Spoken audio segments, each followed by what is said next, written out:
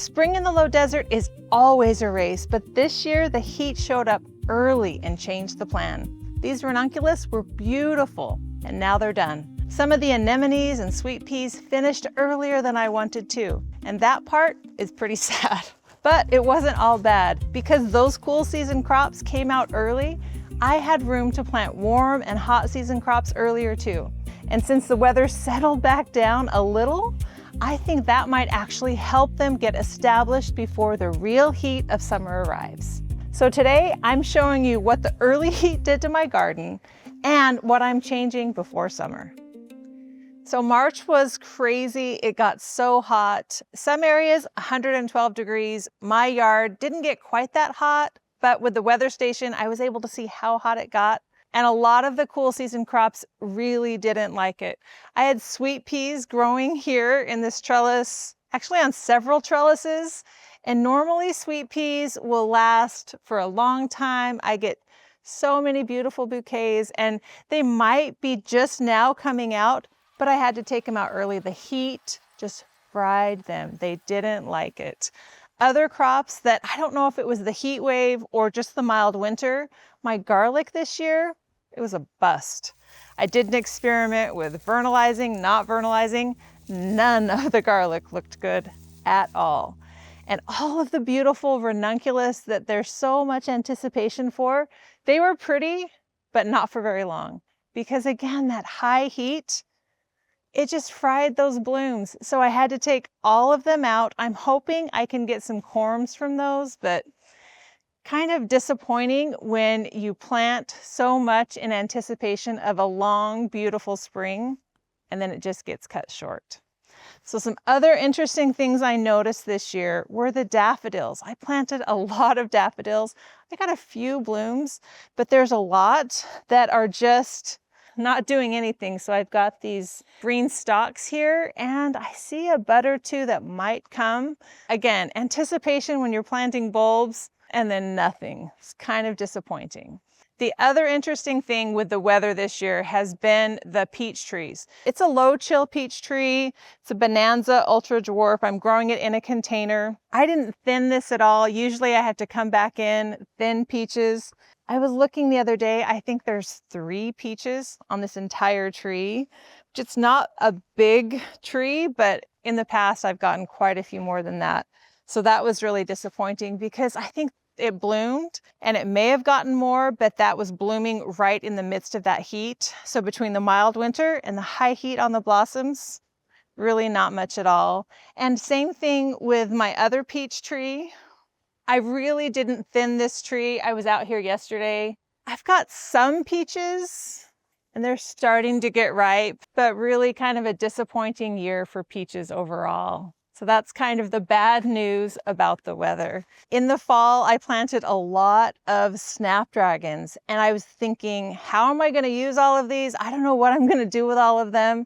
And then most of them got rust, and I'm not sure exactly what happened. So those snapdragons had to come out. I got a few bouquets out of them, but I didn't have the abundance that I thought I would. So the snapdragons are gone. But in their place, I have planted zinnias. So the zinnias are started here earlier than they would have been if I had just let the snapdragons keep going. So some of those spring flowers I lost a lot earlier than I thought I would have. But the unexpected benefit to that is that warm season crops got planted sooner than I would have. So as I look at some of these warm season crops that maybe wouldn't have even been planted or just now getting planted, they are getting established in actually pretty good temperatures, and I think they're going to do a little bit better. So we've got zinnias almost ready to harvest, and then this bed was where the other snapdragons were. I have squash plants and marigolds and cantaloupe that are already just taking off and enjoying the really nice, kind of perfect growing temperatures that we're having right now.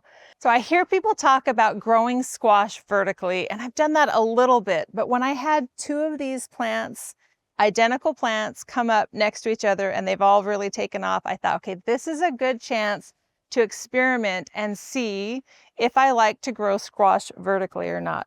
So this plant, I have pruned the bottom leaves, and I am training it up this pole.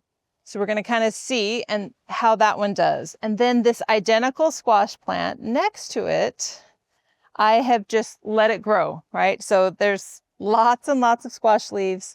There's a squash that I need to harvest, and it's gonna grow and get pretty big. So I wanna see the difference. And my gut tells me that the plant that has more leaves, more energy is going to produce more fruit. So when you think about growing squash vertically, I really think it comes down to what your goals are. So when you grow it vertically, it can also be less susceptible to squash vine borer. So if that's an issue for you, that might be a reason to grow it vertically. But for me, my season is short. I want to maximize production. So my guess is, and my money is on this plant, just letting it go and getting as much fruit as I can. But we'll see. I'm gonna play it out and see how it goes. Also doing a little bit of an experiment here with beans. There's bush beans, pole beans, asparagus beans, and because we're kind of in the ideal bean planting weather, I planted all of them in the same location. So I thought, okay, I'm gonna let these bush beans take over this lower area and then let the yard-long beans and the pole beans climb up here. So we're utilizing all of the space. So far it's working out pretty good. I'm harvesting earlier from the bush beans, which is what happens. And then I'm just waiting for the pole beans and the asparagus beans to produce. But I like the way that they're sharing the space. So as long as the temperatures are good, it's nice to get these beans, even asparagus beans, established before it gets too hot, because then those plants are better able to have deeper roots. They're going to produce better, but I'm liking what I'm seeing. Also had a little bit of had an extra tomato plant, so I kind of stuck it in here. So we'll see how that does with all of the tomatoes. But we've still got Swiss chard growing in here, and the Etoy onions. What I found with those is you can harvest them right now, but if you want to plant them later on, the later you can delay harvesting, the less likely they are to rot. So I'm going to let a lot of these green stalks die back, and then I'm going to harvest the Etoy onions because I love sharing those. We love using them, but I'm going to let them keep going. So this is a pumpkin. It sprouted out of my vermicomposting bin that I composted a pumpkin in, but it's next to some cucumbers. So we'll see if this may take over to have a pumpkin in here. I also have mahogany splendor hibiscus, which is in the okra family, such a beautiful plant. So my plan with this bed is really that those will take over most of these beds as the Etoy onions die back and things like that. So those heat-loving summer plants, they will thrive. I have lots of okra tucked around my garden as well. As some of these crops finish up, the plan is to have these grow up, kind of be like a cover crop here with just the high heat-loving crops like okra. So this bed has 1, 2, 3 okra plants in it, and that would be enough to kind of shade this soil here.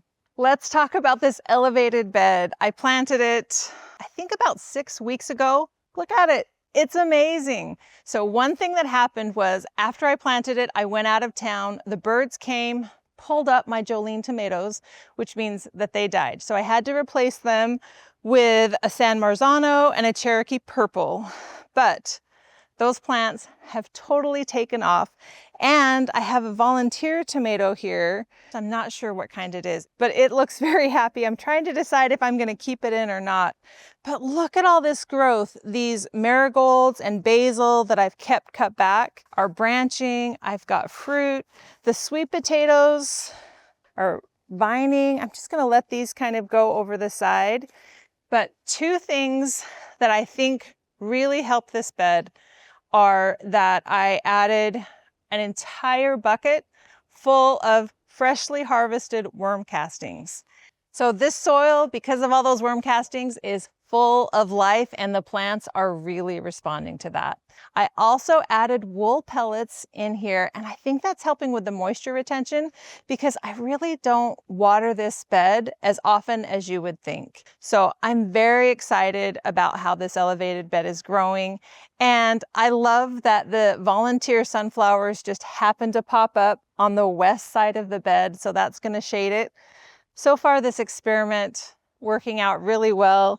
And I think there's a tomato even ready to harvest. So very happy with how this elevated bed has gone. So lots of sunflowers popping up along here. So I have the shade cloth overhead, which helps with that hot afternoon sun. But what about that western sun? I think these are all volunteers from last year's sunflowers that I planted that will now grow up and shade that late afternoon sun for this area that otherwise just gets slammed with the heat. This side of my garden gets natural shade from the pergola that's over there, but having these sunflowers makes such a difference. And it's much easier than trying to figure out how to add some shade cloth to come down sunflowers. Easy way, and then the birds will replant them for you.